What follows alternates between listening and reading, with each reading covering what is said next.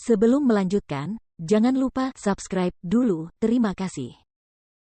Bab 405 Murid Sekolah Yuangang. Apa? Chu Feng itu benar-benar sekuat itu? Jika bahkan elit armaments tidak bisa menghentikannya, bukankah dia begitu kuat hingga dia melanggar akal sehat? Setelah mendengar kata-kata itu, semua orang tidak bisa menahan diri untuk tidak menghirup udara dingin. Lagi pula, saat Chu Feng melarikan diri dari villa bergengsi itu, keponakanku juga ada di sana. Dia secara pribadi melihat, di dalam villa bergengsi, bahwa Chu Feng disegel oleh 13 formasi roh berwarna biru. Apakah ada di antara kalian yang pernah melihat formasi roh berwarna biru? Pria botak besar itu melanjutkan perkataannya. Tentu saja tidak.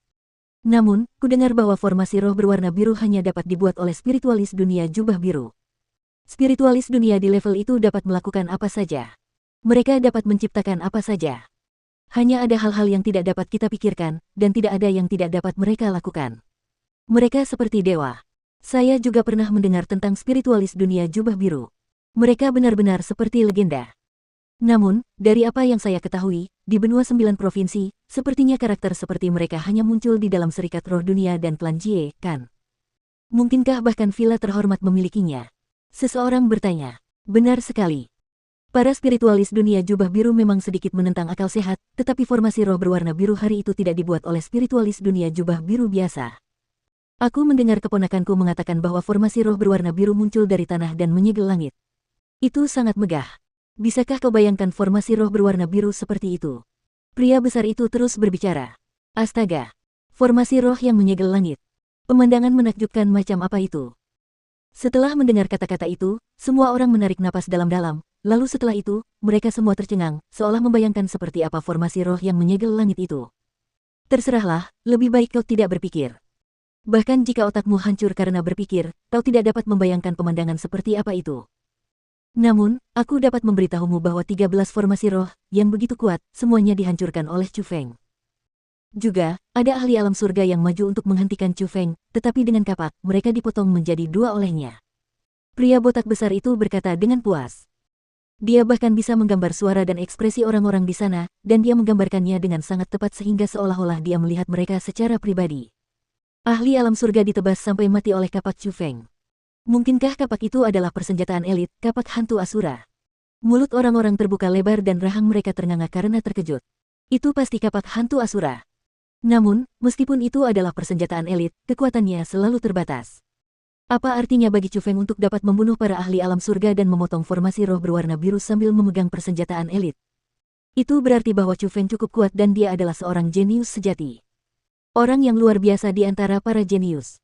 Wajah pria besar botak itu dipenuhi dengan pemujaan saat dia berbicara. Jika apa yang kau katakan itu benar, maka itu berarti Chu Feng tidak meracuni para tetua dari beberapa kekuatan besar dan diam-diam mencuri kapak hantu Asura. Apakah dia secara terbuka mengambil kapak hantu Asura, dan para tetua dari beberapa kekuatan besar bergabung untuk menghalanginya tetapi mereka semua tidak berhasil dan beberapa bahkan terbunuh, lalu dia bahkan menghancurkan 13 formasi roh yang menyegel langit? Kerumunan bertanya bersama. Tentu saja. Semua itu dilihat langsung oleh keponakanku dan itu benar adanya, kata pria botak besar itu. Terserahlah. Bagaimana mungkin? Jika semua yang kau katakan itu benar, maka Chu Feng sudah menjadi dewa. Mengapa harus bersembunyi? Namun, tidak ada yang menganggap kata-kata pria besar itu benar dan mereka semua berpencar, kembali ke meja masing-masing dan melanjutkan makan dan minum. Sekelompok orang bodoh. Sungguh membuang-buang kata dengan mengatakan semua ini kepadamu. Melihat itu, lelaki botak besar itu agak marah. Dia berbicara begitu lama dengan ludah beterbangan di mana-mana, tetapi pada akhirnya, tidak ada yang percaya padanya. Itu benar-benar membuat api di perutnya. Jadi, dia mengalihkan pandangannya ke arah kedua saudaranya dan bertanya, kakak kedua, kakak ketiga, apakah kalian berdua percaya padaku?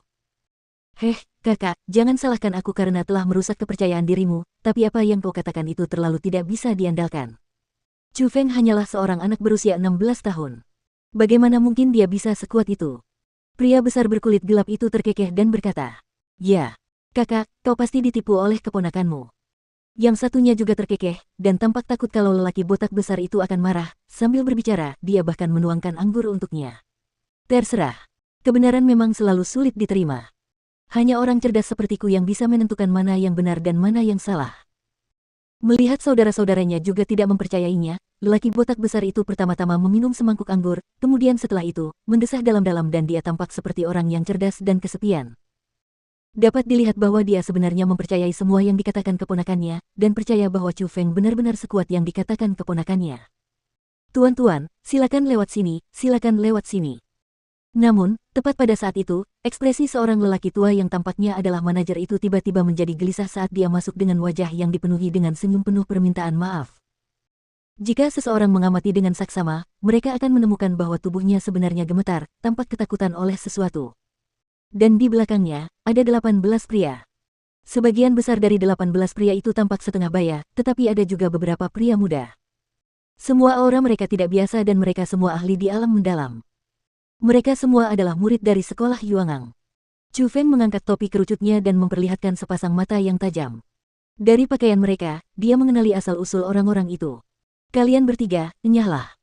Setelah berjalan memasuki bar, salah satu murid dari sekolah Yuangang menunjuk ketiga orang besar di meja terbesar dan berteriak dengan marah.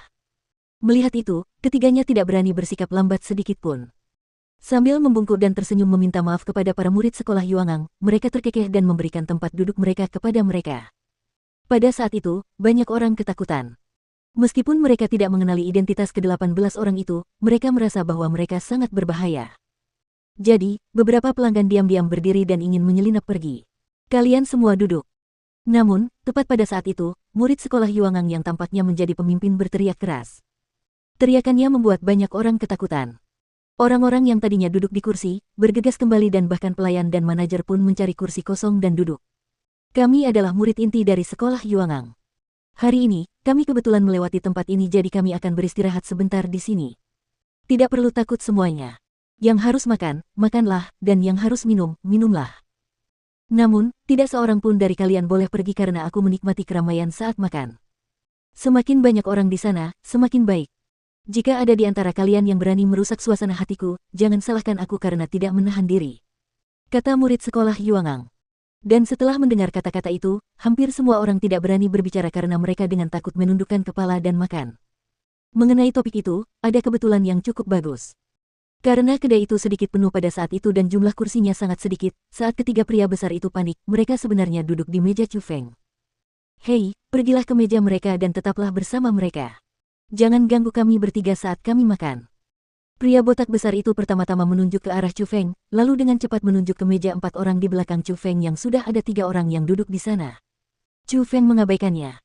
Dia menggerakkan telinganya ke samping dan mendengarkan karena dia menemukan bahwa murid-murid sekolah Yuangang sedang membicarakan beberapa hal dengan suara pelan. Orang-orang di samping tidak dapat mendengar suara yang mereka buat, tetapi Chu Feng dapat mendengar semuanya di telinganya.